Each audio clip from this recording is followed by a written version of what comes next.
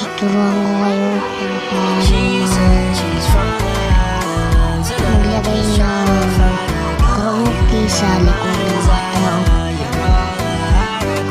Ayun, balikan natin yung mamaya.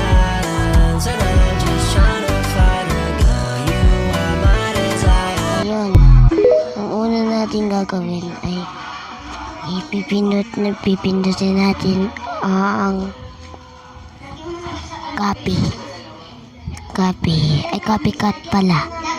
Tapos sunod, puntusin mo yung copy at yung after.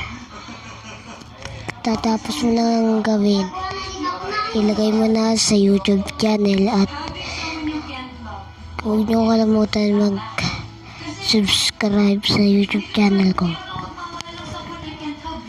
Guys, 1 minutes pa lang.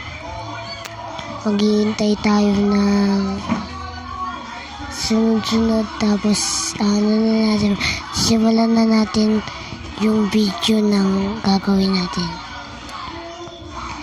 Ayun guys, shoutout din natin yung nag-shoutout sa akin mamaya. Yung nag-shoutout sa akin mami. Ayun, shoutout kay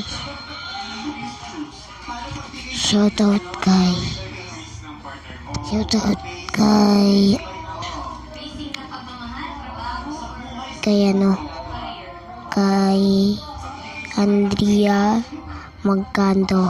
Tapos shoutout din kay Kabangelo Makopia. Kaya tapos na tayo mag-shoutout.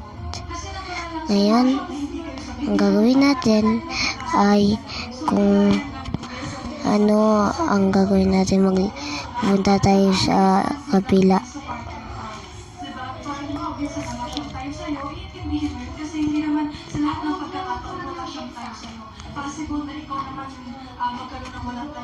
Ngayon nga, tara na, magtatapos na tayo. Hanggang dito lang guys. Kaya ayun na, tapos na tayo.